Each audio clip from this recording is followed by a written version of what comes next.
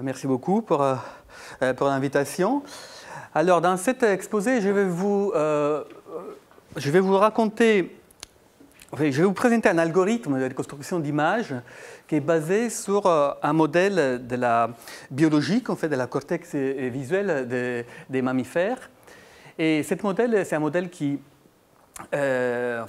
contient des maths plutôt intéressants. En fait, qu'est-ce qu'on appelle la géométrie sous-riemannienne, qui est en fait une classe des problèmes de contrôle optimal. Et il contient aussi un peu des théories des opérateurs hypoelliptiques. Et je vais un peu raconter tout ça. Alors, on va, pour commencer doucement, je vais vous dire qu'on va, on va travailler avec deux types d'images. Alors, des images qui sont corrompues comme celui-là, mais pour laquelle je pense que vous arrivez encore à voir qu'est-ce qu'il y a derrière. C'est corrompu, mais il y a un œil derrière, vous le voyez. En fait, notre système visuel et notre cortex visuel est encore capable de reconstruire ça. Mais quand c'est plus petit, c'est plus facile à voir. Et après, on va aussi travailler sur des images qui ont une corruption très élevée, comme celui-là. Ici, il manque, il reste que 3% des pixels. Et on verra comment cet algorithme que je vais présenter et comme il travaille sur les deux images, sur des images qu'encore notre système visuel est capable de traiter, et sous des images sur lesquelles notre système visuel est plus capable. Enfin, l'histoire de ce modèle, en fait, c'est une histoire qui vient de loin. En fait, c'était à la fin des années 50 que Hubel et Wiesel, je vais raconter un petit peu plus après, on fait les premières études sur la cortex visuelle des chats. Et le premier papier, c'était vraiment quelque chose de neurophysiologie. Après, à la fin des années 80, c'était Hoffman qui a essayé de revoir les résultats de Hubel et Wiesel dans le langage mathématique. Et après, dans la fin des années 90, c'était Jean Petitot, ici à Paris, qui a construit le premier modèle de géométrie sous-riemannienne pour la cortex visuel. Et après, il y a eu plusieurs contributions dans Citti e Sarti en Italie à l'époque, et après notre groupe de recherche. Bon, dans tout cas, je ne vais pas vous présenter les modèles historiquement. Je vais vous présenter la dernière version de ce modèle, que c'est la version qui, au niveau mathématique, est plus cohérent, et qui est présentée dans ces deux papiers. Alors, au début, en fait, nous, on fait des maths, on était intéressés plutôt à ça parce qu'on cherche toujours des applications aux recherches qu'on fait. Et on avait lu les papiers des Petitot, on avait vu qu'il y avait dans la cortex visuelle de la géométrie sous-riemannienne. Alors on avait commencé en fait, à lire un peu, essayer de voir qu'est-ce qu'on pouvait faire sur ce problème. Et au début, nous, on voulait juste comprendre le problème, le rendre mathématiquement cohérent. Après, essayer de simuler, en fait, avec ce modèle, la reconstruction d'images avec un ordinateur, faire des comparaisons avec des expériences psychologiques pour valider le modèle, essentiellement. Ça, c'était l'idée au début, il y a une dizaine d'années. Mais aujourd'hui, comme vous allez voir, en fait, le modèle il marche très, très bien et on arrive à l'état de l'art dans l'image processing, en fait, le traitement d'image. Et ces types de modèles aujourd'hui sont aussi utilisés pour l'imagerie médicale, en fait, pour améliorer les contrastes, tout ça, sous la résonance magnétique. OK. Alors, le plan de l'exposé, c'est les suivantes. Alors, je vais vous raconter au début pourquoi la cortex visuelle a une structure de variété sous-riemannienne et où est le contrôle optimal là-dedans. Après, on va considérer les problèmes de reconstruction d'images très simples. En fait, dans la première partie de l'exposé, pour moi, une image, c'est juste que dans le plan, c'est juste que dans le plan x1, x2, c'est juste une courbe. On peut penser que c'est une image très simple ou que c'est une surface, une ligne de niveau d'une vraie image. Et on va reconstruire une image ligne de niveau par ligne de niveau. Et après, dans la deuxième partie de l'exposé, en fait, je vais essayer d'utiliser cette idée pour reconstruire des vraies images naturelles, en fait, des images compliquées, des portraits, des choses comme ça. Et pour ça, la reconstruction ligne de niveau par ligne de niveau, ça ne marchera pas. Et on va plutôt faire de la diffusion, une sorte de diffusion à l'intérieur de ces structures géométriques pour reconstruire les images complexes. Et après, on verra qu'est-ce que va donner cette approche quand il est mis ensemble à quelques petites idées pour améliorer un petit peu plus. Et ça, on verra vers la fin. Alors, l'idée de Hubel et Wiesel, en fait, l'idée qui est à la base de cet algorithme, en fait, sont deux idées. La première, c'est un vrai fait expérimental. En fait, Hubel et Wiesel ont montré que dans la cortex visuel, et ça je vais raconter là maintenant avec les détails, il y a des sensibilités à la position. Enfin, si on voit quelque chose, on voit dans quelle position il est. Et on est sensible aussi à la direction. Ça veut dire, si on voit une ligne comme ça, on voit quelque chose là, on dit là, il y a quelque chose qui a cette direction-là. Et ça, c'est quelque chose qui s'était montré expérimentalement. Et finalement, la cortex visuelle prend une image et la regarde comme une sorte de surface en dimension 3. Et après, la deuxième idée sur laquelle est basé cet algorithme, c'est une idée de minimisation. Si on a des neurones qui ne sont pas activés directement dans l'image, il faut que la cortex visuelle l'active lui-même. Alors, la chose qu'il va essayer de faire, c'est de minimiser l'énergie nécessaire pour cette activation. Et ça nous donnera un problème sincèrement, des calculs de variations, et on verra. OK. Alors, on commence avec l'idée du lift de la cortex visuelle. Alors, je ne sais pas si vous avez jamais vu une image comme ça. Ce sont des images très connues de la cortex visuelle. Alors, ça, c'est une tranche de cortex visuel. Vous pouvez imaginer qu'une zone ici, une zone comme ça, c'est sensible à ce qu'il passe dans certaines positions sur la rétine. Alors, il y a différentes couleurs. Et les différentes couleurs nous indiquent où il y a le vert, on est sensible au fait qu'il y a quelque chose avec cette direction. Le rouge, on est sensible à quelque chose qui a cette direction-là. Finalement, si on voit une courbe comme celui-là, on va une courbe passer comme ça. On va activer le rouge où la courbe est horizontale, on va activer le bleu où la courbe est comme ça. Il y a vraiment on fait une mesure de la direction de la tangente des courbes. Et ça, c'est les fameux pinwheels. En fait, il y a des points, c'est juste que c'est la même image agrandie ici. Et il y a des points où toutes les directions arrivent, parce qu'ici on est sensible au rouge, que c'est comme ça. Il y a toutes les directions arrivent à ce point, on est sensible à tous les directions. Et vous pouvez noter que l'ordre des couleurs, ce n'est pas le même. En fait, si on tourne à droite, ici on fait rouge, bleu, comme ça. Et ici, pour faire rouge, bleu, il faut tourner de l'autre côté. Il y a deux, oui. Les directions, elles sont en 2 dimensions ou en 3 dimensions?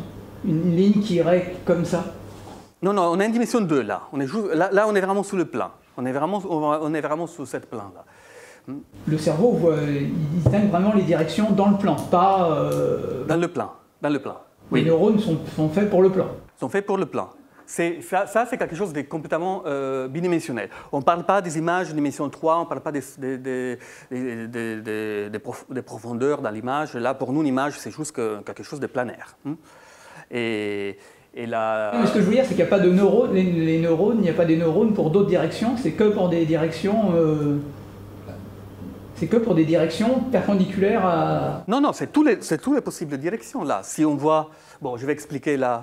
C'est des neurones, ils marchent que pour des directions dans le plan là, ou il y a aussi des neurones pour les directions dans d'autres plans? Non, ça marche que sur cette plan-là. Parce que bon, la vision d'un œil, c'est une vision bidimensionnelle. C'est juste qu'il voit d'un plan. Il voit juste un plan. Après, la reconstruction tridimensionnelle est faite par les deux yeux ensemble. Alors, en fait, la structure de la cortex visuel est celui-là. Alors, ici, ça c'est le plan de l'image. Et ça, c'est la courbe, c'est X1, X2, c'est la courbe que j'ai juste dessinée. Et ça, c'est la cortex visuel, c'est la tranche, avec les couleurs qu'on voit comme ça. Alors, les neurones sont regroupés en quelque chose qui est appelé hypercolonne. Voilà, c'est cette groupe-là, cette grosse colonne-là. Et ça, il s'occupe de ce qu'il passe sur l'image, plus ou moins dans cette région-là. C'est comme un pixel. Il regarde ce qu'il passe sur la rétine à un certain endroit et il prend de toutes les informations possibles. Ça veut dire qu'il prend est-ce qu'il y a quelque chose, est-ce qu'il n'y a pas, est-ce que cette chose a une certaine couleur, est-ce que cette chose bouge, dans quelle direction il bouge. Il prend toute cette information-là. Et en particulier, nous, on est intéressés qu'à la rangeante. En fait, chaque hypercolonne contient à l'intérieur qu'est-ce qui s'appelait des colonnes d'orientation. En fait, chaque colonne d'orientation, il est sensible à une direction particulière. Alors, ça veut dire que si on voit une courbe comme ça, ici, on va activer la colonne d'orientation qui correspond exactement à la tangente de celui-là. Et ici, on va activer l'autre qui va correspondre à quelque chose qui est légèrement plus tourné comme ça. Alors, il y a deux types de connexions, ça c'est important pour les choses qui viennent après. Il y a les connexions horizontales et verticales. Alors en fait, toutes ces colonnes d'orientation sont connectées un avec les autres. Et il y a des connexions verticales qui connectent des points, en fait, des colonnes d'orientation qui sont sensibles à la même position et à des orientations légèrement différentes. C'est des connexions entre celui-là. Et après, il y a des connexions entre des orientations qui sont sensibles à des positions différentes, mais la même orientation alignée. Il y a ces deux types. Et tout ça, c'est expérimental. On met des drogues dans la cortex visuel des chats. Et effectivement, on voit que cette drogue se propage quand on voit certaines lignes dans certaines directions. OK. Alors, qu'est-ce qui fait la cortex visuel? Alors, on vient aux maths. C'est ça qui était modélisé. En fait, la cortex visuel, il prend une courbe et il prend qu'est-ce qu'il voit et le relève et il ajoute une variable qui c'est la direction de la tangente. Alors, en fait, il faut qu'on travaille dans l'espace, ça c'est l'espace x1, x2, que c'est le plan de l'image. On va ajouter une variable qui c'est l'angle. L'angle, c'est projectif, parce que ici, on n'a pas de différence entre ça et ça. C'est la même chose. On voit vraiment des directions. Et alors, ça veut dire que l'angle, l'angle est mesuré entre pi sur 2, moins pi sur 2, pi sur 2, avec les extrémités qui sont identifiées. C'est vraiment l'espace projectif P1. Mais finalement, c'est juste un cercle. Ici, je le descends comme ça. Je ne peux pas le dessiner différemment. Et 7 points, c'est identifié avec cette point-là. Et ça, on l'appelle le fibré des directions du plan. Finalement, la base, c'est notre point sur le plan. Et la fibre, c'est la direction, c'est l'angle si on a une courbe qui passe là, c'est l'angle de la courbe. OK. Alors, comment on fait pour calculer une lift? Alors, ça, c'est très facile. Imaginez que vous avez une courbe, on va faire un dessin en dimension 3. Alors là, je fais un dessin comme ça. Ça, c'est x1, x2, et ici, j'ai mon angle à alpha. Alors, si j'ai une courbe ici, comme je calcule le lift, simplement, je prends le vecteur, si la courbe est paramétrée, par exemple, je prends le vecteur vitesse, et j'ai x1 point x2 point, ça c'est mon vecteur vitesse, et l'angle alpha s'écrit là, la formule, c'est juste que l'arc tangent de x2 point divisé par x1 point. C'est l'angle de la tangente de la courbe. Alors si vous avez par exemple sur le plan une courbe comme ça, un arc de cercle, son lift, il faut que vous ajoutez l'angle qui est ici en train effectivement de monter. Et vous pouvez calculer comme ça, vous pouvez relever, on fait calculer le lift de n'importe quelle sous-variété C1 du plan. Vous avez une tangente, vous pouvez le relever comme ça. OK. Alors, pour chaque chose lisse que vous avez sur le plan, ici, vous pouvez calculer son relèvement. Voilà, ça veut dire que ici, c'est quelque chose qui se projette en bas sous la courbe, et le relèvement, c'est son angle. Bon, ici, ce n'est pas vraiment le cas dans cette... C'était un peu plus régulière. C'était quelque chose comme ça. Alors maintenant, on se demande... alors, je dis pour chaque courbe en bas, je peux calculer son relèvement. Alors maintenant, je me demande, si je prends une courbe lisse ici, dans l'espace en dimension 3, est-ce que c'est le relèvement d'une courbe en bas? En général, non. Pour être un relèvement de courbe en bas, il faut que cette relation-là, alpha égale arc tangent de x de point divisé par x en point, soit vérifiée. En fait, pour chaque courbe en bas, on peut calculer son relèvement, mais il y a très peu de courbes dans cet espace dimension 3 lisse qui sont en fait un relèvement d'une courbe en bas. Et on va étudier sont lesquelles. Sont lesquelles, bon, finalement, sont les courbes pour lesquelles on a cette relation-là qui est vérifiée. Que maintenant, on va écrire en façon légèrement différente. Alors, si je prends une courbe lisse dans cet espace πtr2, en fait, πtr2, je vais l'écrire ici une fois, ça s'appelle, c'est le tangente projectif de R2, mais c'est rien d'autre que R2 fois P1, comme on a dit. Alors, les courbes qui sont des lifts des courbes en bas sont des courbes pour lesquelles cette relation est vérifiée. Alors maintenant, on va écrire cette condition comme un système de contrôle. Ici, on parle de contrôle. Et vous voyez que je peux écrire cette relation-là en façon presque équivalente comme ça. Alors, qu'est-ce qu'il me dit, cette relation-là? Il me dit que alpha, c'est l'angle du vecteur vitesse. Alors, je vais l'écrire comme ça. Je dis qu'une courbe x1, x2, alpha, c'est un relèvement d'une courbe en bas. S'il existe deux contrôles u et v, tel que le vecteur vitesse, je l'écris comme un u cos alpha, u sin alpha. Et ça me dit, si vous pensez que u c'est le module du vecteur vitesse, alpha c'est exactement l'angle du vecteur x1, x2. Et après, je dis que v, en fait, je vais définir v comme la dérivée de alpha.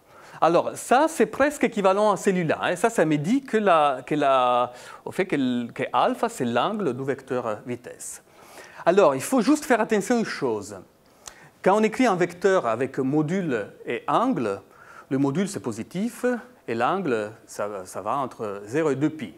Par contre, là, on sait que alpha est projectif, il va juste de moins π sur 2 à π sur 2.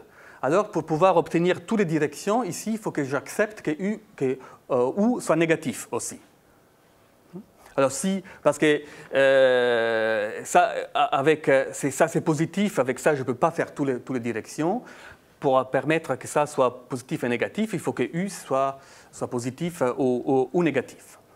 Alors, vous voyez, c'est presque la même chose. Après, ce n'est pas exactement la même chose parce que là, dans cette relation-là, je n'ai pas le droit de mettre x1 point et x2 point égale 0. Je ne peux pas calculer l'angle d'une courbe que c'est jusqu'à un point. Par contre, ici, je suis capable, parce que si u égale 0, je peux bien écrire une courbe qui est juste dans cet espace en dimension 3, qui est juste en train de monter. Il y a une petite différence, mais c'est juste un petit peu plus général. Bon, alors, qu'est-ce qu'on a fait là? On a simplement écrit le fait qu'une courbe, cet espace à dimension 3, et le relèvement d'une courbe sur le plan, en disant, bon, c'est vrai, si c'est une courbe admissible d'un système de contrôle.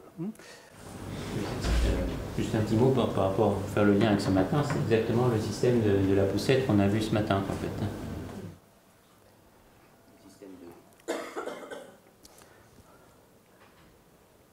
Ok, alors maintenant je vais réécrire ça en façon légèrement différente.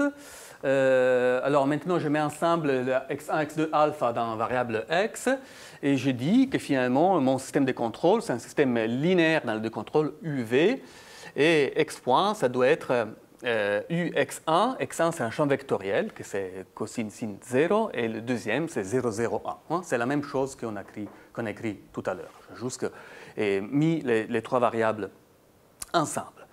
Une autre façon pour écrire ça, on peut voir ça comme un contraint sur la vitesse. En fait, si j'appelle delta, cette delta bold, l'espace vectoriel généré par deux champs vectoriels qui sont là, ben, je suis en train de dire ici que à chaque temps, la vitesse, il faut qu'elle appartienne à cet espace en dimension 2. Alors, en fait, c'est ça qu'on a.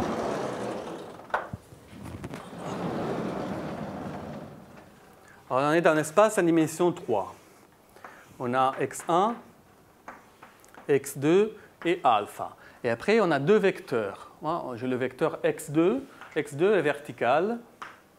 Et après, j'ai un vecteur x1 qui a 0 composante verticale. Et après, il est tourné dans le plan avec une angle qui s'est donné par alpha. Par exemple, ici, on a alpha égale 0. C'est vraiment mis comme ça. Et ça génère un plan. Et cette plan, ça change. Dans chaque point de l'espace, il va être différent. Ce n'est pas constant parce qu'on a la dépendance de alpha. Alors finalement, les courbes à lesquelles on s'intéresse, on a des plans là. On a différents plans. Je vais les dessiner un peu comme ça. Et notre courbe, c'est une courbe qui est obligée dans chaque point à être tangente à cette plan. C'est une façon différente pour dire la même chose. Après, vous avez vu ce matin que pour ce problème spécifique, si vous calculez le crochet de Lie entre les deux champs vectoriels qui sont là, bah vous avez la chance que ce crochet de Lie ne reste pas dans cette plan, mais il sort. Et ça vous permet de dire, ça c'est le théorème de Chow, que finalement vous êtes capable d'aller dans n'importe quel point de l'espace. Ça veut dire que pour n'importe quel point, couple de points dans cet espace à dimension 3,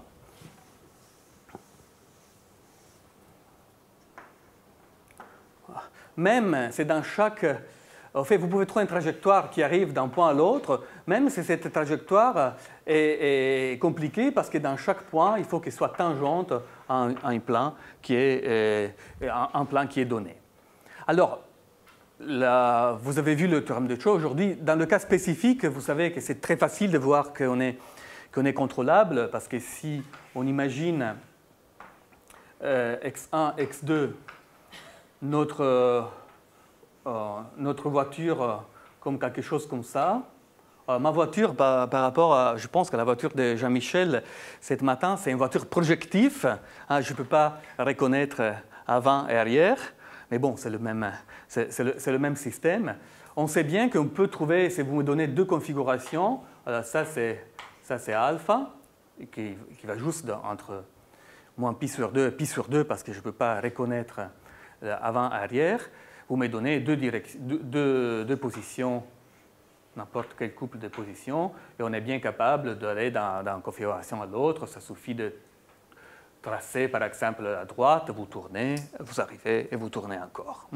Dans ce cas, la contrôlabilité de ce système est presque évidente. Bien. Alors, maintenant, qu'est-ce qu'on a fait? On a écrit, je dis que la cortex visuel prend une courbe sur le plan et fait un relèvement dans cet espace à dimension 3. Alors, maintenant, on se pose le problème de comment on fait pour reconstruire une courbe qui est corrompue, qui est en partie cachée, comme celui-là. Vous imaginez, vous avez une courbe qui, à un certain moment, est interrompue. On aimerait bien la reconstruire. Bon, certainement, il y a une infinité de façons de le faire. Et on va maintenant essayer de trouver la façon plus économique, dans un certain sens, pour la reconstruire. Alors, l'idée, c'est la suivante. Vous vous rappelez, dans le cortex visuel, il y a deux types de connexions. Les connexions verticales qui connectent, en fait, c'est vraiment des connexions dans l'espace en dimension 3. C'est vraiment les connexions verticales. C'est comme ça, c'est la même position et différentes orientations. Ça, il y a de l'énergie qu'on peut faire passer comme ça. Et après, il y a des connexions horizontales entre différentes positions, même orientation et alignées. Et finalement, ça veut dire qu'ici, par exemple, on peut se connecter facilement vers ce point-là. Ça, c'est vraiment notre deux champs vectoriels qu'on a appelés x2 et x1. Alors finalement, si vous avez que votre image ici, dans l'espace à dimension 3, vous avez votre trajectoire ici qui est interrompue à un certain moment. Alors, le cerveau, le cortex visuel, calcule le lift de ça et alors je voulais faire un dessin un peu meilleur, comme ça, calcule le lift, ça et ça, des deux morceaux. Et ici, maintenant, il faut connecter les deux points. Alors, il y a les connexions verticales et horizontales. Finalement, c'est facile de connecter quelque chose qui est proche en position et en direction, les deux. Parce qu'on a ces connexions sur la position et la direction. Et alors, qu'est-ce qu'on peut faire maintenant pour... Qu'est-ce qui fait la cortex visuel? C'est de connecter ce point avec ce point-là, essentiellement. Et l'essayer de trouver la courbe qui est plus économique. C'est quoi la chose plus économique qu'on peut faire pour connecter deux points dans un espace? C'est de prendre la courbe qui minimise la distance entre les deux points. Et après, on verra pourquoi la distance, ça peut bien représenter le modèle de l'énergie de la connexion verticale et horizontale. Alors, essayons de minimiser la longueur de courbe entre les deux points, de réaliser la distance. Alors, qu'est-ce qu'il faut que je fasse? Je suis un espace en dimension 3, j'ai x1, x2, alpha. J'ai une courbe, x1 de t, x2 de t, alpha de t. Et c'est quoi? J'ai fixé ce point-là. Si je prends une courbe ici, c'est quoi la longueur de cette courbe? Il faut que je fasse l'intégrale. Là, j'appelais les temps B et C. Entre B et C, du module du vecteur vitesse. Il faut que je fasse la racine carrée de x1 point carré plus x2 point au carré plus alpha point au carré. Après, ici, je vais mettre un facteur bêta pour des raisons dimensionnelles, si on veut. Parce que x, c'est des centimètres, alpha, c'est un angle, et il faut mettre quelque chose pour avoir les bonnes dimensions, si vous voulez. Et après, si vous voulez aussi, c'est la différence entre les coûts des connexions verticales et horizontales. Ce n'est pas exactement le même. On peut imaginer qu'il y a un paramètre qui permet de distinguer les deux. Il faut minimiser ça. Alors, si vous minimisez ça sur l'espace de toutes les courbes, qu'est-ce que vous allez trouver? Si je minimise sur l'espace de toutes les courbes, je vais trouver une ligne droite ici. Okay? Mais ça, ce n'est pas bon, parce que la ligne droite, en général, il ne va pas être le relèvement d'une courbe planaire. Parce que les courbes qui viennent de courbes planaires sont très peu. Et les seules lignes droites qui viennent de courbes planaires, vous pouvez le comprendre tout de suite, les courbes planaires à l'angle constant, c'est des courbes qui sont horizontales et sont vraiment à alpha égale constante. Il n'existe pas des courbes qui montent comme ça et qui sont des lignes droites. Alors bon, la chose qu'il faut faire, c'est de minimiser cette fonctionnelle dans l'espace les courbes qui sont de relèvement de courbes planaires. On a défini un ensemble de courbes admissibles. On veut minimiser un coût sur l'ensemble de cette courbe. Alors maintenant, je vais écrire ça avec mon système de contrôle que je rappelle ici en bas. Et comme ça, j'obtiens qu'il faut que j'intègre la racine carrée de u carré plus bêta carré v carré. Et comme ça, mon problème de contrôle, ça c'était mon système de contrôle, je l'ai transformé, ça c'est mes champs vectoriels, je l'ai transformé en un problème de contrôle optimal. C'est vraiment, on a un problème de contrôle et on essaye de trouver, avec les points initial et final fixés, la courbe qui minimise quelque chose qui dépend de contrôle. En général, peut dépendre aussi de la trajectoire, et c'est la chose qu'on va faire. Alors, ça, c'est un problème de contrôle optimal, très classique. On a un système de contrôle qui est linéaire dans les contrôles, pas linéaire dans l'état, et on a un coût du type longueur qui ne dépend que des contrôles. Ici, on a que la position initiale et finale sont fixées. Alors, un problème comme ça, c'est appelé, là je vais faire une petite parenthèse et après on revient au problème de reconstruction. C'est un problème qui s'appelle un problème de géométrie sous-riemannienne. Et j'aimerais bien vous dire 2-3 mots sur ça. Alors, c'est quoi une variété sous-riemannienne? Alors, une variété sous-riemannienne, alors c'est quelque chose, après on va le transformer dans un problème de contrôle. Il faut donner 3 choses pour avoir une variété sous-riemannienne. Il faut donner M, une variété différenciable.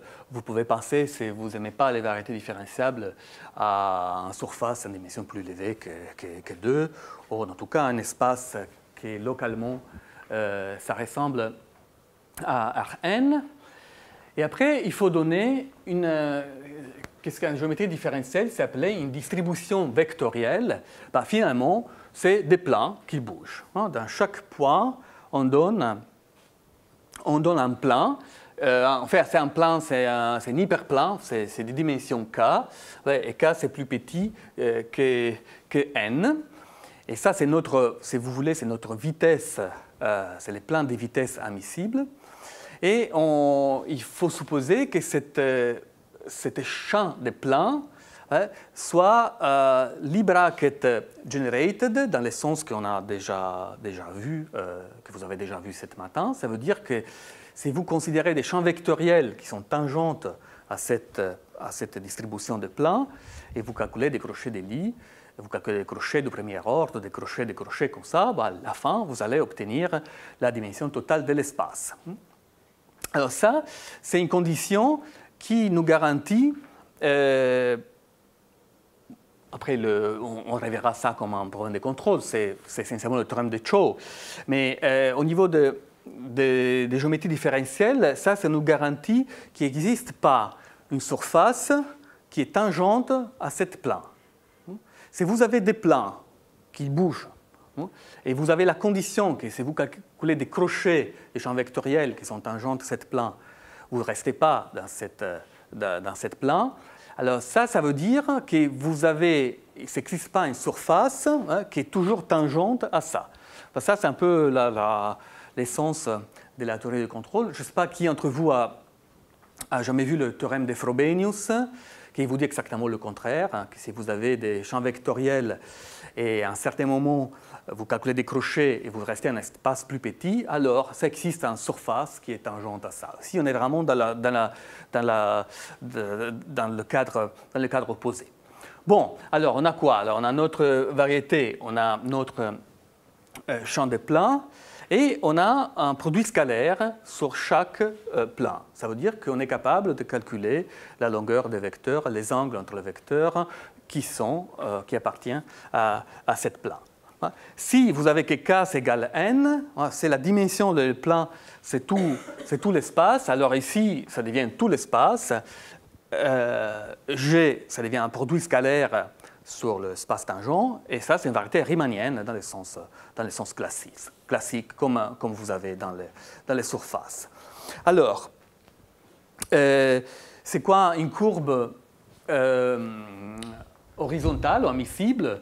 Ben, c'est une courbe, comme on a dit, parce que finalement, notre cas de la reconstruction d'image des courbes, c'est exactement de ce type. Une courbe admissible, c'est quelque chose que à chaque temps, c'est une courbe qui reste dans cette plan. Et grâce à cette métrique, on est capable de calculer la longueur de cette courbe. La longueur, c'est l'intégrale du vecteur vitesse, et ça, c'est la vitesse qu'on calcule de la courbe. Par contre, si une courbe n'est pas tangente à cette plan, on ne peut pas calculer sa vitesse. On dit que la vitesse, sa longueur, c'est infini. On n'a pas le droit de bouger dans des directions qui ne sont pas dans ce champ de plan.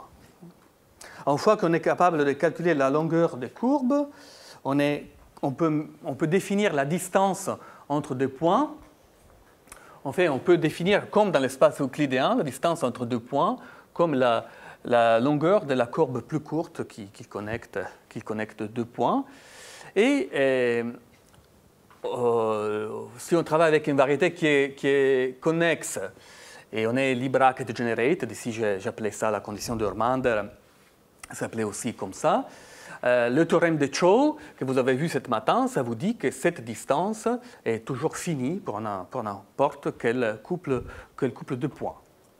Et après, on peut montrer quelque chose en plus, sur lequel je ne vais pas entrer aujourd'hui. On peut vraiment montrer que cette distance donne à la variété, c'est une vraie distance. En fait, on peut dire que MD, c'est un vrai espace métrique. C'est une distance qui, en fait, c'est quelque chose de symétrique, défini positif et qui satisfait l'inégalité triangulaire. Et on peut montrer que la topologie induite par cette distance, c'est la même que la topologie originale de la variété. Tout ça, c'est un petit peu plus sophistiqué. On ne va pas entrer là-dedans, mais je voulais juste vous dire 2-3 mots sur les propriétés de cette géométrie bizarre. En fait, il faut imaginer que c'est une géométrie où on est capable de mesurer la longueur de courbe juste dans certaines directions. Il y a des directions interdites. Mais on sait qu'on peut aller partout. On peut aller partout. Il y a des courbes qui arrivent. En fait, la distance est toujours finie pour n'importe quelle paire de points. Mais il y a des directions où c'est plus facile d'y aller, sont les directions vers cette plan, et les directions qui ne sont pas sur le plan. Ou pour y aller, il faut bouger dehors et utiliser le fait que cette champ de plan, il bouge toujours, et il faut faire un chemin plus long. Alors ça rend les sphères. Hein. Les sphères sont les points, tout à la même distance d'un point donné. Très bizarre. Si vous êtes sur une surface, et je vous demande de dessiner une sphère petite, une sphère petite sur une surface, c'est quelque chose qui ressemble un peu comme une sphère euclidéenne. Et en fait, les géodésiques sont toujours bien définis, ils ne se croisent pas. Pour des temps petits, ils restent comme ça. Après, ça devient plus grand. Et ça peut passer quelque chose de bizarre quand vous êtes un peu plus loin. Par exemple, si je vous donne comme surface un cylindre, et je me mets là, et je considère les sphères, tous les points à la même distance de là, pour des distances petites, c'est des choses un peu comme ça. Après, si je tourne ce cylindre, je le garde de l'autre côté, je prends des distances un peu plus grandes, je vois arriver derrière, je le vois arriver comme ça. Je le vois arriver comme ça. C'est ici, je prends des distances qui deviennent plus grand, il va derrière. À un certain moment, il va se croiser. Il va se croiser et il y a deux qui se croisent comme ça. Et après, c'est intéressant qu'après une certaine distance, les les sphères, sont plus lisses. Il y a des angles qui commencent à apparaître. Mais ça, c'est toujours loin du point de départ, dans la géométrie riemannienne, dans les surfaces. Ici, par contre, qu'est-ce qui se passe dans la géométrie sous-riemannienne? C'est que ce phénomène de sphères non lisses, ça se passe aussi pour des sphères très très petites. N'importe quelle sphère a des singularités. Ça, c'est un exemple. Si vous prenez une sphère très très petite, vous allez toujours voir apparaître des angles. Ça, c'est une propriété de ce type de géométrie. Et il y a des géodésiques, en fait des trajectoires, solutions de conditions de premier ordre, que même très petits vont perdre leur optimalité. Vous savez que il y a deux façons pour perdre l'optimalité dans une surface. Une façon, c'est celui-là, c'est de la topologie. Le cylindre, c'est un espace plat. C'est juste que vous perdez le fait que les sphères sont lisses parce qu'il y a une topologie. Mais il y a une autre raison pour laquelle on perd le fait que les sphères sont lisses, c'est pour des raisons de courbure. Si vous prenez par exemple une ellipsoïde comme ça, et vous partez d'un point là, et vous dessinez les sphères, alors vous allez dessiner des choses comme ça. Et bon, je descends de ce point-là. Au début, vous allez voir ça. Et après, je tourne. À un certain moment, vous allez voir votre sphère qui arrive. Si vous êtes sur la sphère S2, tout va se fermer dans le même point. Mais si vous êtes sur un ellipsoïde, ça ne va pas se fermer dans le même point. Et à un certain moment, il y a une sphère qui commence à faire comme ça. Et après, jusqu'après, vous allez voir que les géodésiques, enfin le point final des géodésiques, ils commencent à faire des dessins comme ça. En fait, cette partie a perdu l'optimalité. En fait, les sphères ils perdent. C'est de bel exercices à donner aux étudiants, ça, pour calculer on fait la distance sur un ellipsoïde.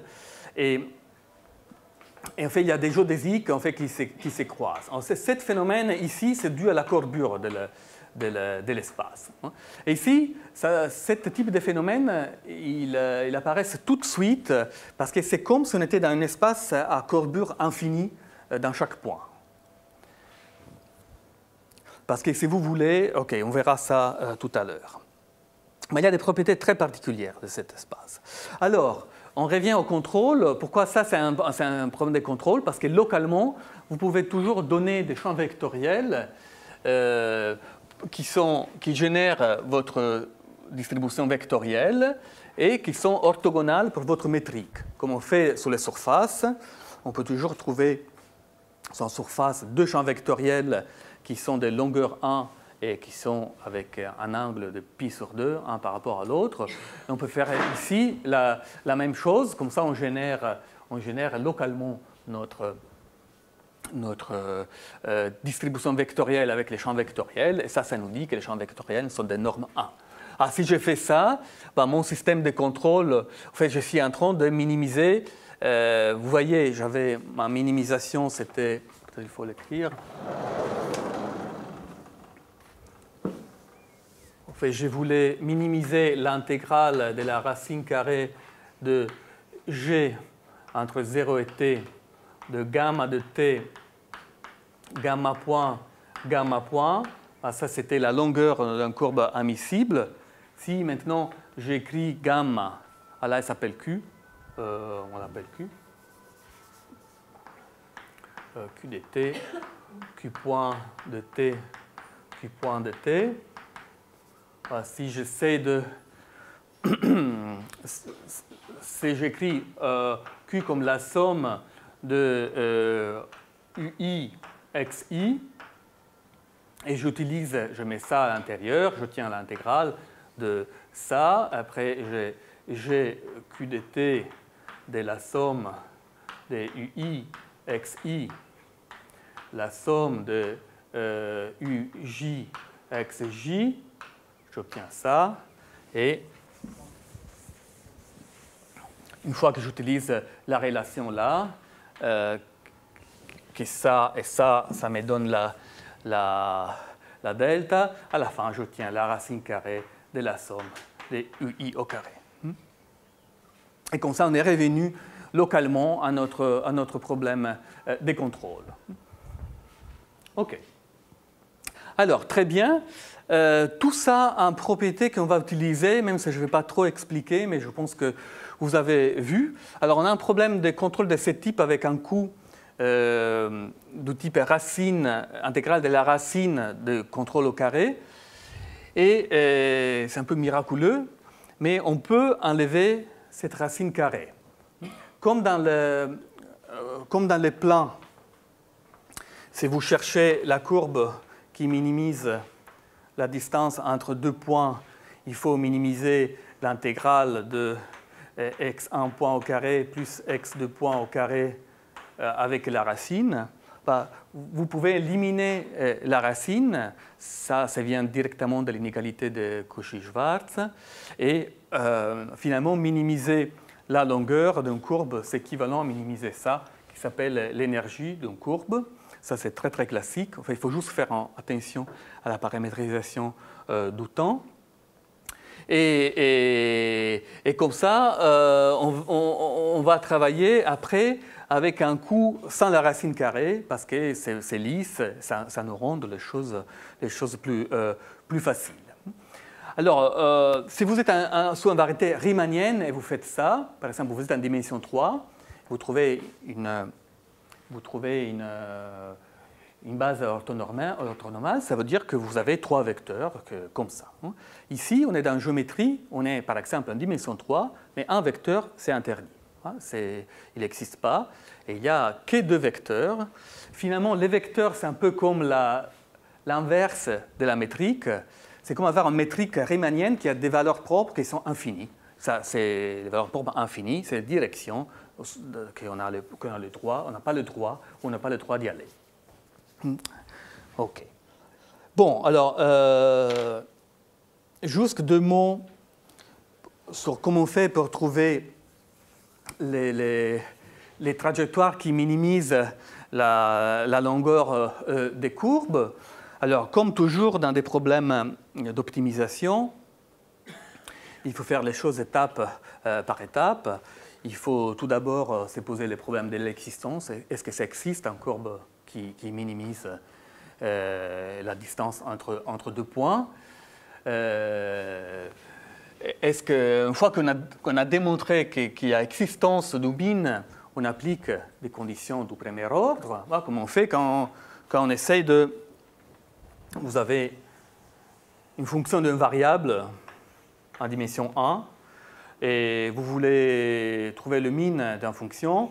Il faut tout d'abord être certain que ce n'est pas fait comme ça, parce que ici, si vous imposez des conditions du premier ordre, vous avez trouvé ça, mais vous ne prenez pas le min. Alors vous avez tout d'abord à étudier le problème d'existence pour être certain que vous n'avez pas ça, mais quelque chose comme ça, par exemple. Après, vous cherchez les conditions du premier ordre, vous trouvez des min, des max. Avec des conditions du deuxième ordre, peut-être vous allez être capable d'éliminer les max. Mais à la fin, il faut comparer à la main. Parce que si vous trouvez ça et ça, ils sont loin, il n'y a aucune variation qui vous permet de vérifier que c'est quoi le meilleur. Il faut les prendre, les mesurer et voir c'est quoi des deux qui est le meilleur. Bon, là, on a une dimension infinie, finalement, mais le problème, c'est un peu le même.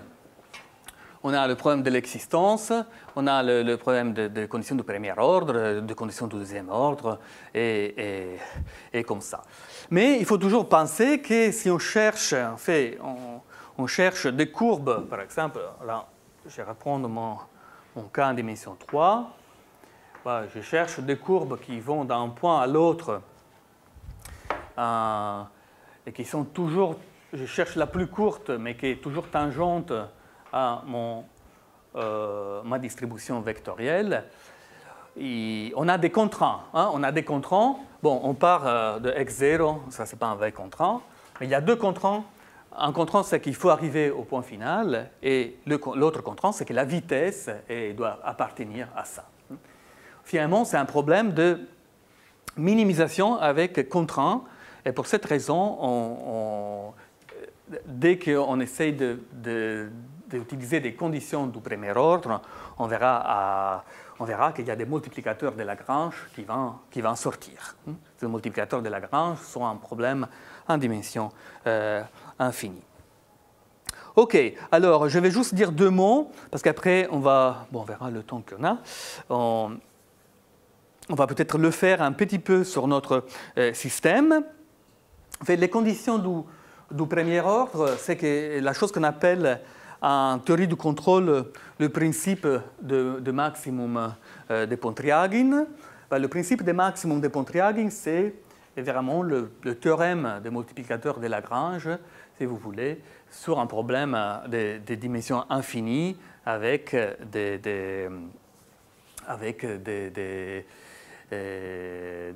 des caractéristiques particulières parce qu'on a les contrôles qui peut-être sont bornés. C'est un théorème qui n'est pas complètement évident à utiliser. Dans le cas de la géométrie sous-riemannienne, c'est un théorème qu'on peut écrire plutôt facilement. Il nous dit que si vous avez une trajectoire qui est optimale, c'est toujours en condition nécessaire, comme les conditions du premier ordre. Comme quand vous avez une fonction d'une variable, vous dites la dérivée, il faut qu'elle soit égale à 0, c'est une condition nécessaire. Là, c'est nécessaire. Et il vous dit, si vous avez une trajectoire optimale, il faut définir un Hamiltonien. Enfin, il y a 2 cas. Il y a le cas qui est bon. Vous définissez un Hamiltonien comme ça et vous dites cette trajectoire est solution d'un système Hamiltonien très simple que c'est celui-là. Et P, ça joue le rôle de multiplicateur de Lagrange pour les contraintes. Après, si vous avez la chance d'être un problème suffisamment bon, vous avez que ce cas-là. Et après, il y a le cas anormal. Le cas anormal, c'est un cas qui sont des trajectoires qui restent isolées, si vous voulez, dans un certain sens. Et peut-être à la fin de cet exposé, si on a encore 10 minutes, je vais vous expliquer un petit peu plus pourquoi, en théorie du contrôle, il y a très souvent des trajectoires anormales. Et par rapport à ce matin, je crois que ça correspond simplement à dire que le linéarisé n'est pas contrôlable, c'est ça? Oui, ça correspond à dire ça. En fait, si vous voulez, on essaye d'aller... Est-ce que tu avais introduit la endpoint map? Non, mais j'ai introduit le linéarisé, donc je crois que ça correspond à dire que le linéarisé autour de la trajectoire n'est pas contrôlable. En fait. Oui, alors si le linéarisé n'est pas contrôlable, ça veut dire que l'application que contrôle, il vous donne le point final de la trajectoire et pas en surjection. Le linéarisé n'est pas surjectif. Alors, si vous utilisez le théorème de la fonction implicite, le théorème de la fonction implicite, il vous dit que si c'est votre dérivée, en fait, c'est votre linéarisé est bien de dimension pleine, alors vous pouvez invertir, vous retrouvez un espace des courbes qui est bien lisse, en fait, c'est un sous-variété. Dans le cas où le linéarisé n'est pas contrôlable, la chose qu'il passe, c'est que vous ne pouvez plus utiliser le théorème de la fonction implicite et vous n'avez plus aucun moyen de garantir que votre contraint, c'est le fait que vous arrivez sur le point final avec la vitesse toujours qui appartient à votre distribution vectorielle. Il ne vous garantit pas que dans l'ensemble de toutes les trajectoires, vous avez trouvé...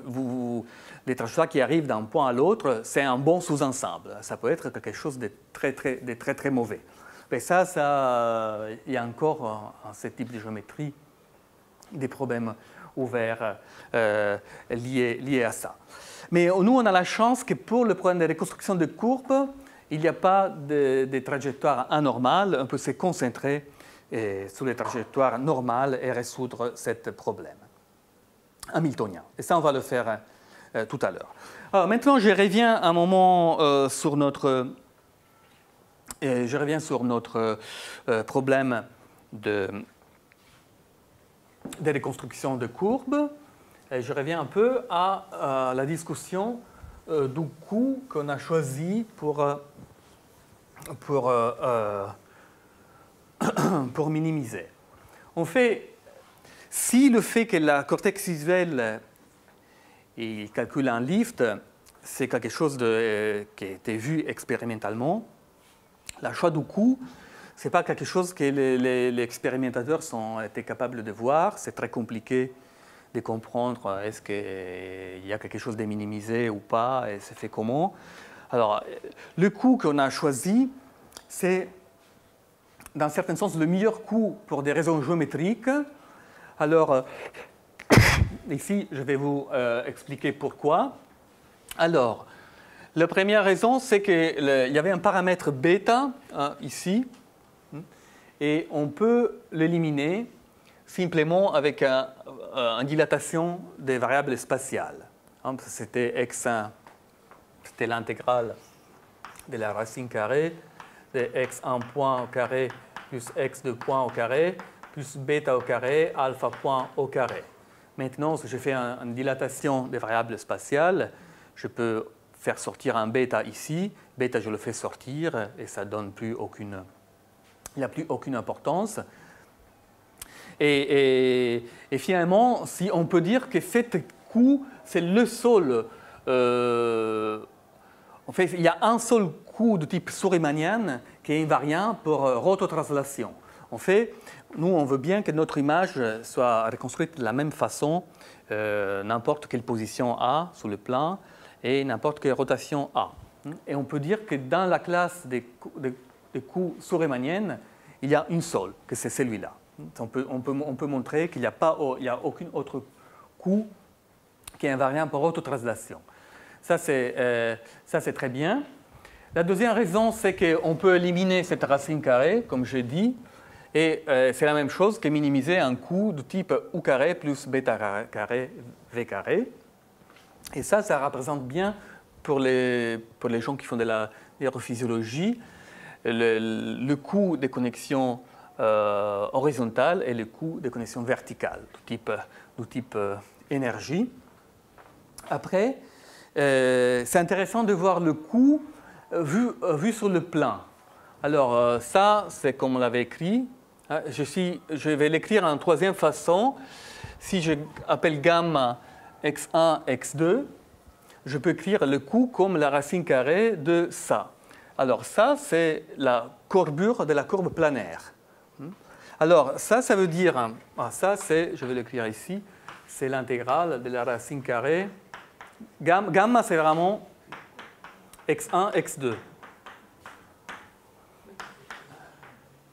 Plus bêta carré, qu'est-ce que j'ai marqué? Oui, gamma point au carré, plus gamma point au carré, k carré. Alors regardez, si j'ai bêta égale 0, ça devient la longueur de la courbe. J'ai les deux points. Ici, je mets deux points avec mes deux vitesses, mes deux choses. Si je mets bêta égale 0, ça correspond à minimiser ça.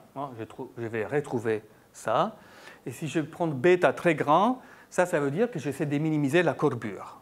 Alors, finalement, la courbe sur le plan qui arrive de là à là, c'est une courbe qui essaie d'être pas trop long et pas trop courbe. C'est vraiment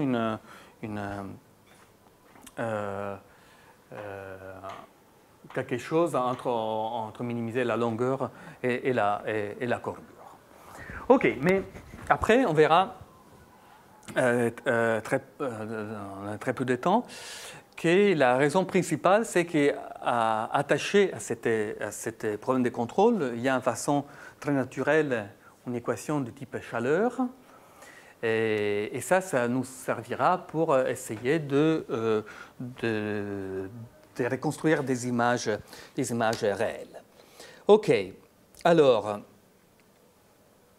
ici, je voulais juste vous montrer pour notre problème comment on fait pour appliquer ce principe de Pontryagin. Il faut construire cet Hamiltonien. Il faut introduire un covecteur P, P1, P2, P3, qui c'est ce multiplicateur de Lagrange. Et l'Hamiltonien, on l'écrit comme ça. Et après, on écrit des équations hamiltoniennes. Et on retrouve à la fin une équation qui est une équation du type pendule. Pendule alpha de point égale sin de alpha. On obtient une équation de ce type-là, après changement des variables. Et finalement, on peut voir que chaque trajectoire qui est candidat à l'optimalité est paramétrisée par un pendule comme ça. Alors, ça veut dire quoi? En fait, il y a différents types de trajectoires. Ça, c'est le portrait des phases du pendule. Ça, c'est le point d'équilibre instable, comme ça. Et ça, c'est le point d'équilibre stable. En fait, ça, c'est la trajectoire qui va osciller, comme ça. Et ça, c'est la trajectoire, ça c'est l'angle, et ça, c'est la vitesse, qui va tourner comme ça. Alors, les trajectoires sous le plan qui va apparaître comme solution, il y a essentiellement différents types, mais le plus souvent, on trouve des trajectoires comme ça, qui correspondent à un pendule qui tourne comme ça. Et vous voyez l'angle de la trajectoire, hein, c'est quelque chose qui ici fait ça, il fait ça, il fait ça, et oui, il continue à tourner. Vous voyez l'angle? Ça, c'est une trajectoire planaire. Hein. C'est l'angle comme ça tourne, ça tourne, ça tourne. Hein. Ça correspond à l'angle qui tourne, à le pendule qui tourne comme ça. Par contre, on a un autre type de trajectoire, hein, là, qui correspond au pendule qui est oscillant comme ça. Et ici, l'angle, c'est quelque chose qui est en train d'osciller comme ça. En fait, chaque géodésique, en fait, chaque solution de conditions de premier ordre est essentiellement de ce type-là. Et ça, c'est la projection sur le plan. Alors, il faut noter qu'ici, on a l'impression d'avoir des singularités. Mais ce n'est pas des vraies singularités, c'est des singularités de la projection sur le plan. Dans l'espace en dimension 3, il n'y a aucune singularité, c'est juste une trajectoire qui devient verticale. Et quand elle est projetée, il nous donne des singularités comme ça. Par contre, les neurophysiologues ne sont pas très contents de voir ce type de caspe, hein, parce qu'apparemment, pour la reconstruction sur le plan, les expériences psychologiques ne donnent jamais de caspe. Mais pour nous, ce n'est pas trop grave, parce que maintenant, on va passer à... je vais vous raconter... Ah oui, je vais juste vous montrer ici le groupe de Yuri Sachkov en Russie a essayé d'utiliser cet algorithme de reconstruction de courbes pour essayer de reconstruire des images en pensant en images comme un ensemble de lignes de niveau. Lui, il a pris des images comme ça, a fait des trous, et après, un par un, a reconstruit les courbes avec les géodésiques que je vais vous donner. Et ça marche très bien, ça nous donne quelque chose comme ça. Mais certainement, si vous faites des trous très grands, c'est compliqué de savoir qui il faut connecter avec qui. Et après, en fait, finalement, on peut pas, absolument pas penser de reconstruire une image complexe ligne de niveau par ligne de niveau. Ça, c'est quelque chose qu'on ne peut pas. Les lignes de niveau ne sont pas lisses en général. S'il y a des gros trous, on ne sait pas qui connecter avec qui. Par exemple, dans une image comme ça, on ne sait pas si connecter cette ligne de niveau avec celui-là ou avec celui-là. Ça va dépendre de la topologie des trous. En fait, il n'y a pas beaucoup d'espoir. Alors, l'idée, que c'est très très naturel, c'est de dire la chose suivante. Bon, on est en dimension 3, on a un système de contrôle, on a des courbes qui minimisent la distance entre un point et un autre. La chose qu'on peut faire, c'est de dire, bon, la cortex visuel, en fait, il ne sait pas qui il faut connecter avec qui. Bon, il va essayer d'activer un peu tout le monde. Et comme si c'était un mouvement brownien, comme c'était une particule qui bouge en façon stochastique, il va activer un peu tout le monde. Et finalement, pour la reconstruction, on va prendre la chose plus probable. Ça, c'est un peu l'idée qui est derrière ça. Alors, on avait notre système de contrôle qui c'était en dimension 3 x point égale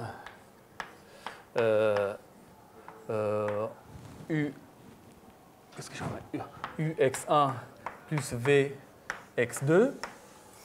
Et maintenant, l'idée, c'est de dire à la place des contrôles, on va mettre un mouvement brownien et on va étudier cette équation différentielle stochastique. Alors, je vais l'écrire comme dx, x1 dw1 plus x2 dw2.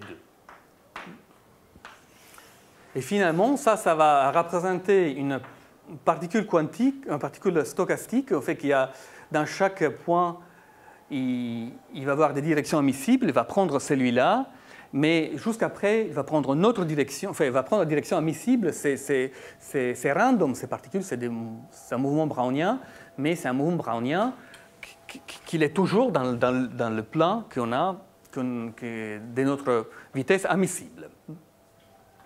Alors ça, c'est une équation de type équation différentielle stochastique dans le sens de Stratonovich. On ne rentrera pas à l'intérieur des détails, mais on peut décrire, on fait la densité des probabilités de trouver notre particule quelque part. À cette équation différentielle stochastique, il y a une équation de type chaleur associée qui a cette forme-là. On verra bien sous l'opérateur tout à l'heure. Et à temps fixé, psi, c'est la densité des probabilités de trouver la particule dans le point x. Ça, il y a tout en théorie qui nous permet de transformer en fait, une équation différentielle stochastique dans une équation de type chaleur et nous permet de calculer la densité des probabilités de trouver la particule quelque part. Alors, bon, c'est une équation de type chaleur parce que c'est une équation de type dt psi égale un opérateur du type laplacien psi. Mais cet opérateur, alors ça, j'écris l'opérateur comme x1 au carré plus x2 au carré. Ça veut dire quoi? Alors, vous avez un champ vectoriel et vous savez qu'un champ vectoriel, vous pouvez le penser comme un objet qui mange une fonction et il vous donne une autre fonction. C'est juste la dérivée directionnelle. Si vous avez une fonction, vous avez une direction, vous pouvez calculer la dérivée de cette fonction dans cette direction. Alors, quand je dis x1 au carré, ça veut dire qu'en fait, je vais calculer deux fois la dérivée de la fonction de la direction de x1. Et ça, c'est la formule.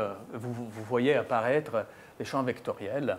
On fait les cosine et sine, et ici le bêta. Ça, c'est exactement ce champ vectoriel qu'on a appliqué deux fois.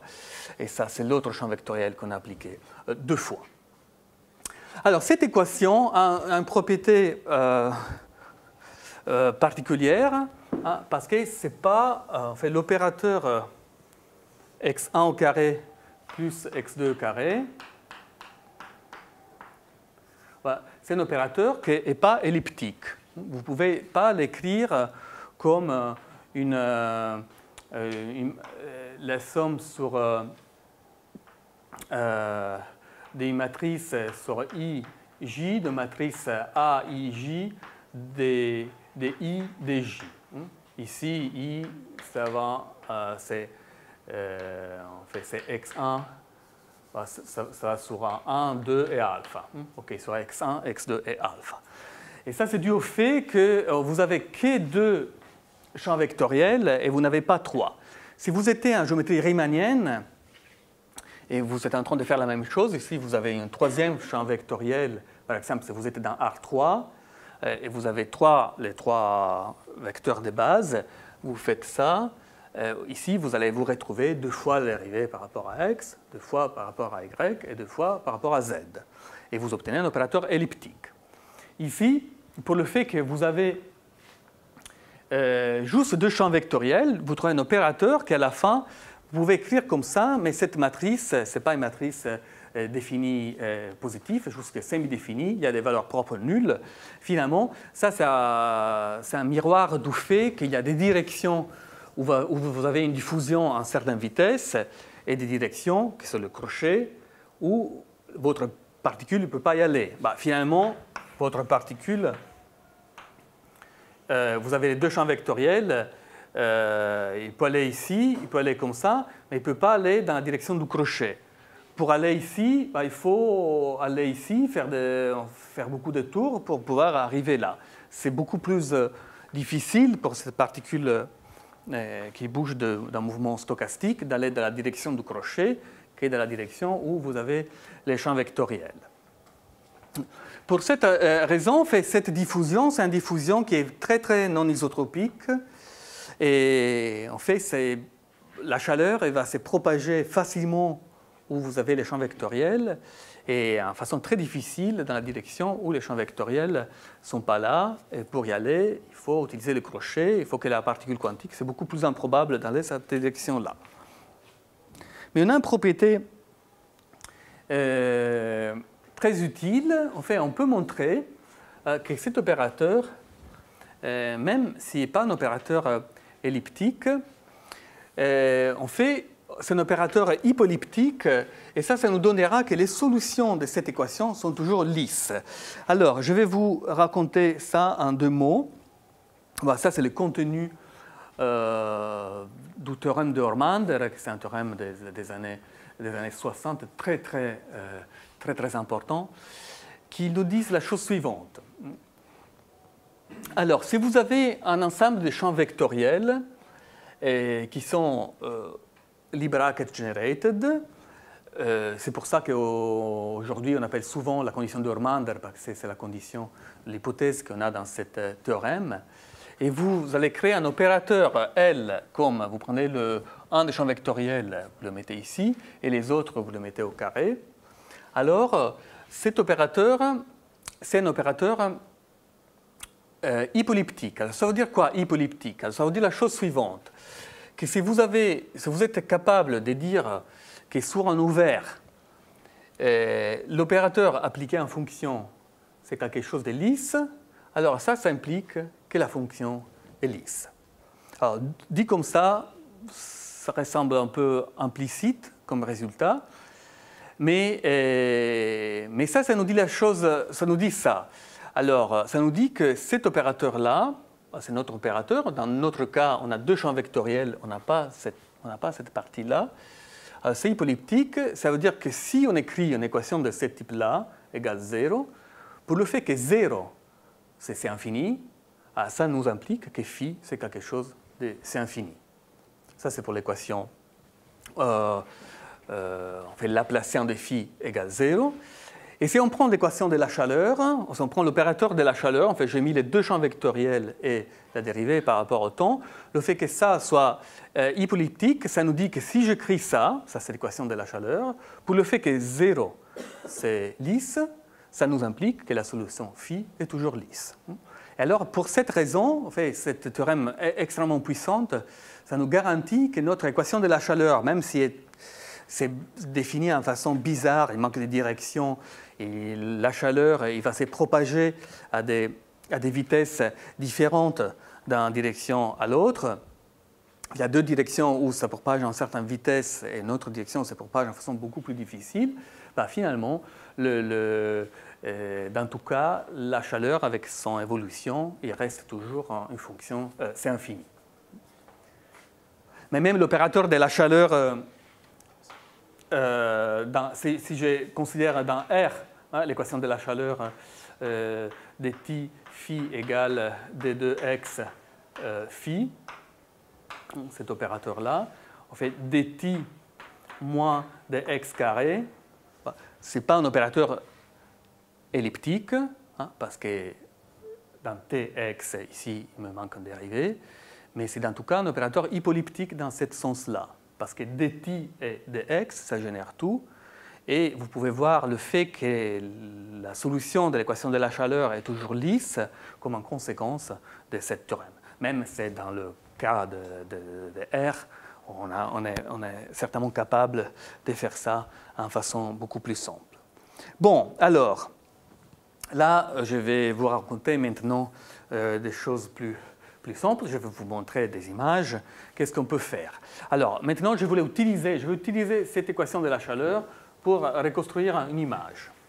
Alors, imaginons qu'on a quelque chose, une image comme ça, une image où il y a un trou. Bon, il y a un trou qu'on veut reconstruire.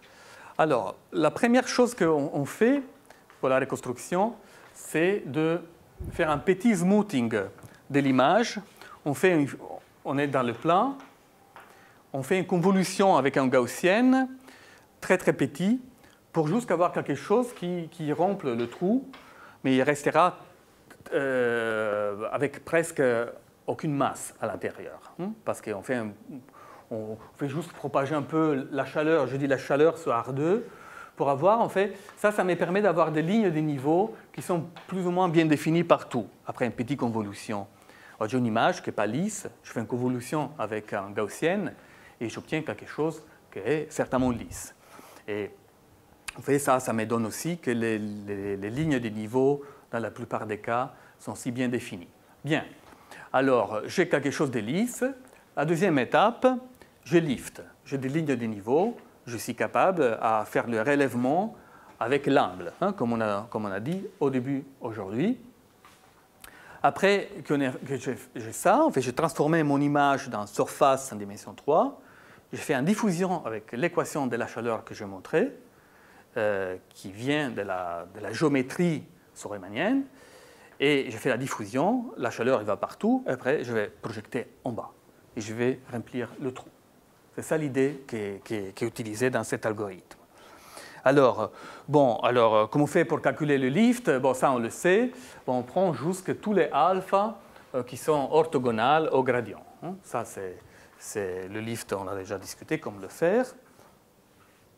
Après, j'ai mon image avec le trou. Je dis après un petit smoothing, j'ai quelque chose partout. J'ai calculé le lift. Maintenant, je vais utiliser cette surface comme condition initiale pour une équation de type chaleur, l'équation hypoliptique que j'ai montrée. Il faut que je multiplie pour un delta de Dirac pour pouvoir donner une masse suffisante pour pouvoir avoir une évolution. Je ne peux pas partir comme condition initiale avec une distribution définie sur une surface si je n'ai pas, suffisamment de mesures. Là, je vais faire ça. Et après, je calcule la solution numérique de cette équation de la chaleur.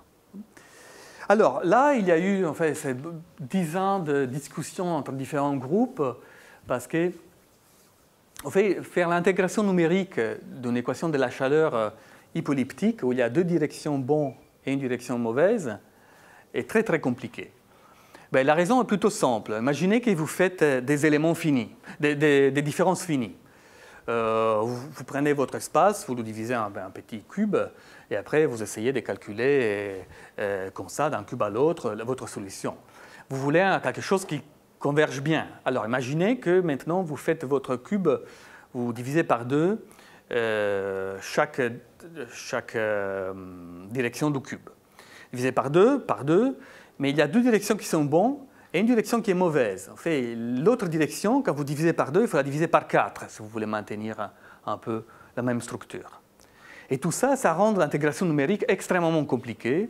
Bon, il y a eu des différents groupes qui ont fait des choses différentes et ce n'était pas si évident que ça. Mais aujourd'hui, après 10 ans, on arrive plus ou moins à intégrer ça en façon raisonnable. Et si je vous donne... Oui. Et après, j'ai oublié de dire qu'une fois qu'on a cette chaleur qui est diffusée dans l'espace, on le projette en bas. On peut faire un peu, par exemple, intégrer, on prend le max et on ira que notre image a rempli le trou. Alors, là, vous pouvez voir les premières expériences qu'on a fait sur ça. Ce n'est pas étonnant, hein, ça, c'est des résultats... pas très intéressant, mais prenez par exemple ici, vous avez un parti qui est corrompu ici, et ça c'est la diffusion qu'on a obtenue à partir de ça. Alors vous voyez, le trou il est rempli, et la diffusion c'est une diffusion qui est vraiment dans la direction de ligne de niveau.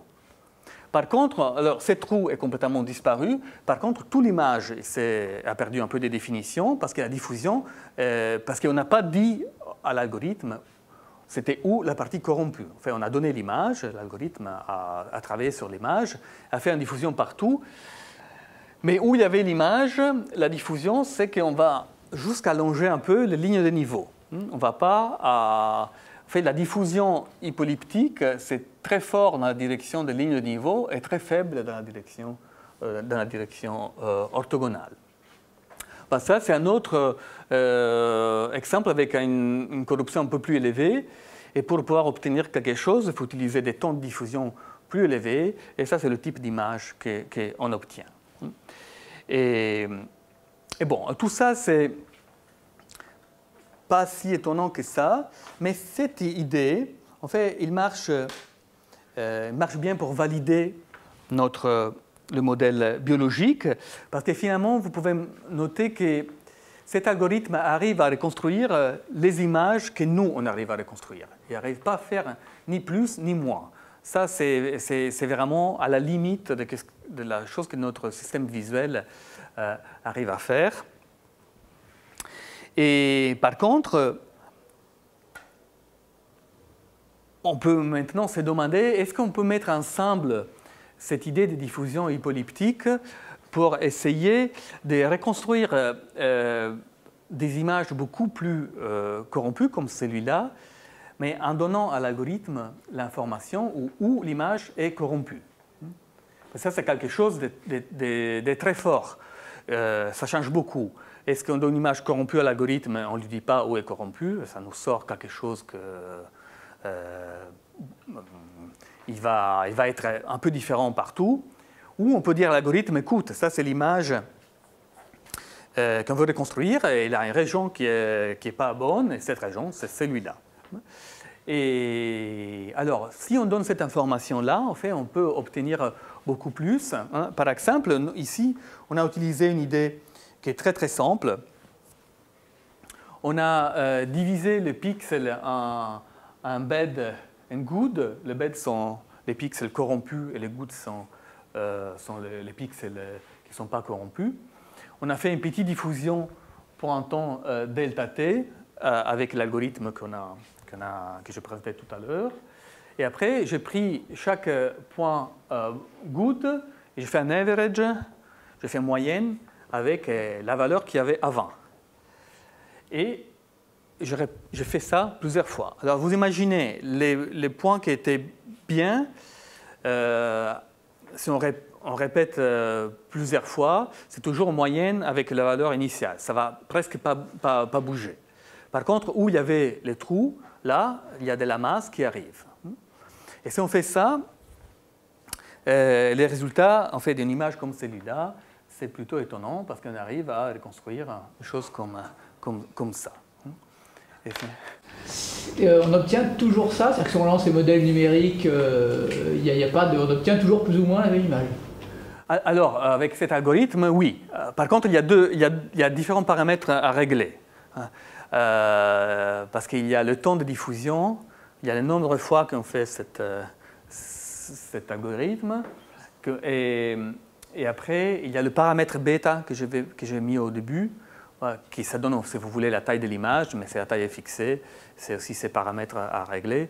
Et ici, ils ont été réglés pour voir, si les règles pas bien, on ne voit rien, en fait. Ça, c'est le résultat.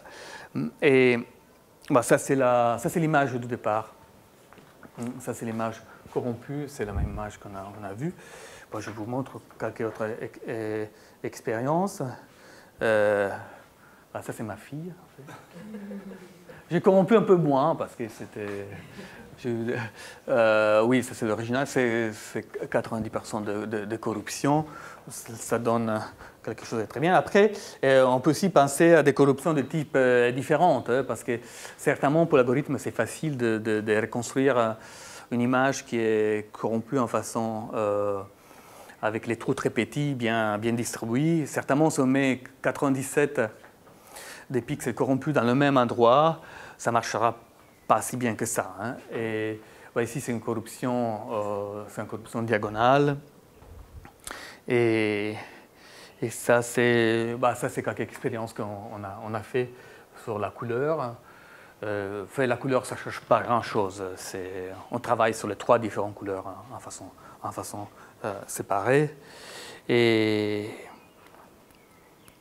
bon, alors je m'arrête là jusqu'avec cette conclusion qu'ici on donne à l'algorithme, une image corrompue, mais que notre système visuel est encore capable de reconstruire, on peut donner le premier algorithme, c'est lui qui utilise l'image en sa totalité. En fait, quand on ouvre une image corrompue, il n'y a personne qui nous dit où est corrompue ou où il est bon.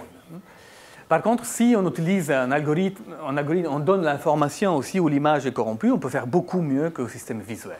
On arrive à reconstruire une image comme celui-là.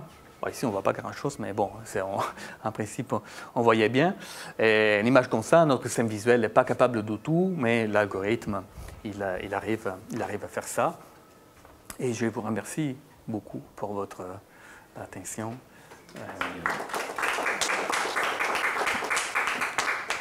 S'il y a des questions.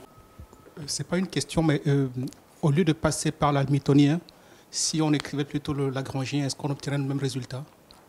On ne peut pas. Ah. On ne peut pas, parce que... Pourtant, ils sont équivalents en principe, non? Non. Dans la théorie du contrôle. Non, on ne peut pas écrire le lagrangien, parce que si on écrit des équations lagrangiennes, si on a un système comme ça, imaginez que vous avez un système où vous essayez de minimiser un coût que j'appelle f0 de x, comme dans le calcul des variations, x point dt. Vous essayez de minimiser ça entre 0 et t avec les points initial et final fixés. Alors vous allez obtenir une équation d sur dt, df0 sur dx point égale à df0 sur dx. OK? Et là,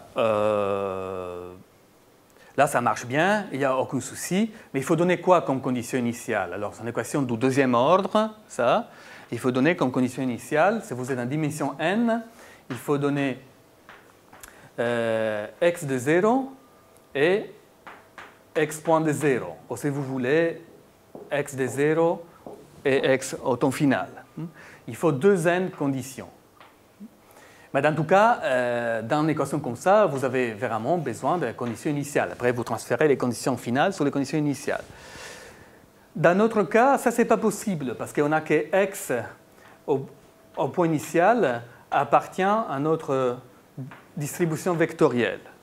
Et ça, c'est des dimensions plus petites. Et ici, on a deux n, mais... on a nx et nx points. Par contre, dans le contrôle optimal, au point de départ, on n'a pas suffisamment de x points indépendants. On a moins, parce qu'on a cette condition-là. Et finalement, le formalisme lagrangien, il ne peut pas marcher. Le formalisme hamiltonien, il marche parce que finalement, on dit la chose suivante. Ça, c'est pour expliquer. On a notre point de départ. Imaginons on est en dimension 3, on a notre point de départ. Alors je dis, mes vitesses initiales sont obligées de rester sur un espace de dimension 2. Alors, avec les vitesses, je ne peux pas paramétrer tous les géodésiques qui partent de là, ce n'est pas suffisant. Alors je fais comme ça. Je sais que le système est contrôlable, alors je prends l'ensemble accessible pour des temps petits. Je sais que ça, c'est quelque chose de dimension pleine, parce que c'est contrôlable. Alors j'utilise pour paramétrer les conditions initiales quelque chose, c'est le covecteur initial, que c'est l'orthogonal à l'ensemble accessible pour des temps qui devient vers 0. Le formalisme lagrangien pour le contrôle optimal ne peut pas marcher. Moi, je me demandais, en fait, donc là, on s'intéresse, pour le problème de contrôle, à des courbes allant d'un point à un autre. Mais est-ce qu'on ne pourrait pas regarder le problème où on se donne une courbe qui est dans l'espace tangent en tout point et dans delta x, et on cherche une surface qui s'appuie sur la courbe dans l'espace tangent en tout point et dans delta x. Est-ce qu'il y a des choses de fait là-dessus? Oui, ça c'est un peu l'idée de trouver des surfaces minimales. C'est ça, oui. Oui. Ça a été fait par différents groupes qui ont travaillé dans ce domaine-là. Oui, ça marche pas si mal que ça, effectivement, au moins pour des images, pas vraiment pour des images, je dirais, naturelles comme ça, mais certainement, c'est une façon de traiter le problème des trous. Oui, oui. Les surfaces minimales dans le surhumanien, exactement. Je n'ai pas très bien compris sur la notion de courbe dans une image. Là, comment on peut décider si c'est corrompu? Comment on peut choisir deux points? Pour comprendre dans une image, c'est quoi C'est quoi la courbe là-bas quand on regarde la courbe? Oui, parce qu'on commence par le X. C'est la ligne, c'est les surfaces des niveaux, en fait, parce que l'image, c'est une fonction de R2 du plan A, par exemple, je ne sais pas, 0,1, c'est le gris, le niveau de gris. Et la courbe sur laquelle j'ai travaillé au début, c'était de dire f de x1, x2 égale c. C'est l'ensemble des niveaux de f. Mais même là-bas, ça pourrait être compliqué là-bas. Oui, c'est pas du tout donné que ce soit en courbe. Mais si vous prenez n'importe quelle fonction comme ça et vous faites une convolution avec un gaussien, après avoir fait cette opération-là, vous faites un petit smoothing de l'image, il y a une propriété. Certainement, vous avez qu'après la convolution avec la gaussienne, vous obtenez quelque chose de lisse, mais vous avez que, en façon générique, enfin pour presque toutes les fonctions, la fonction, si vous faites f, convolution de f avec un gaussien g, qu'est-ce que vous obtenez? Vous obtenez génériquement en fonction de Morse. En fonction de Morse, c'est une fonction pour laquelle les lignes de niveau sont ou comme ça, c'est en fonction où c'est des max ou des min, ou c'est des points de sel. Et finalement, après avoir fait cette petite convolution, on fait, dans vraiment la majorité des cas, l'objet que vous retrouvez en haut, c'est vraiment une sous-variété, c'est une variété. Ça ne marchera pas pour toutes les images, mais en façon générique. Ça veut dire que ça marche presque pour toutes les images. On fait il y a un résultat comme ça. C'est pour ça que finalement, on peut calculer cette lift. Parce que la convolution avec la gaussienne, non seulement il vous donne quelque chose qui est lisse, mais ça vous donne quelque chose qui a des bonnes lignes de niveau. D'accord, merci. Merci. Donc, s'il n'y a pas d'autres questions ou commentaires, on remercie Hugo Bosquin de nouveau. Merci.